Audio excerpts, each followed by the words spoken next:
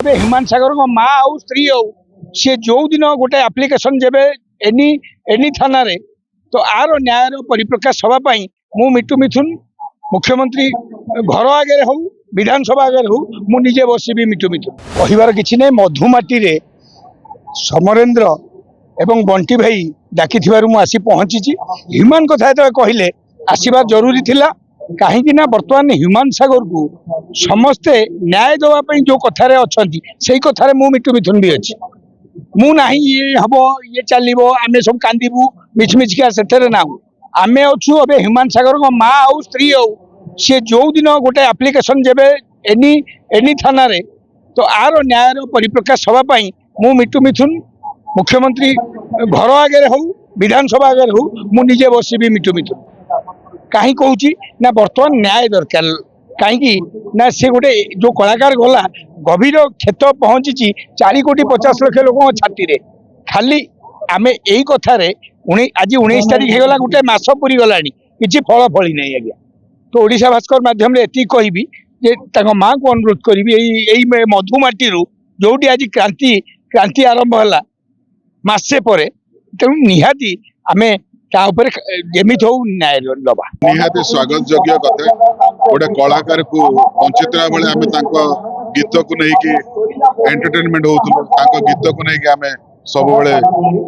उत्साहित हो उल्लासित होलु गीत आम सब जगह आम गीत को लेकिन मजा मजलिस करूँ बट गला से कलाकार को जदि आम गोटे श्रद्धांजलि सभा आम दे पारुचे ताठू बड़ कथा कौन हो पारे सालेपुर माटी कलार पूजक आ कलाकार माटी जेहेतु गोटे कलाकार एत बड़ कलाकार को आम हरइछु से जदि एत बड़ आयोजन आज कर देखिए बहुत खुशी हेली और बहुत भल लगे कि जे आमर कलाकार मंच ओडिशा कलाकार एकता मंच तरफ जो आयोजन करा सालेपुर युव समाज जो माने आयोजन कर बहुत बहुत धन्यवाद देवी कि गोटे कलाकार को एत बड़ सम्मान आप आज दे देखो आम जेहेतु कटक सब आसीचु आज बहुत लोकंर बिजी शेड्यूल थिला मोर भी निज देह खराब था कमिटमेंट रखिक आम आपनकर म्यूजिक डायरेक्टर कृष्ण चंद्र आम जो MR studio recordist owner Shaktishwar Mahapatra आसचंती सावित्री म्यूजिक एंड फिल्म्स मालिक धीरेन्द्र साहू आसचंती पवित्र एंटरटेनमेंट मालिक पवित्र नायक आसचंती लोबन टोबन भी आसचंती तो बहु कलाकार एठी आसचंती तो एटा होची हमर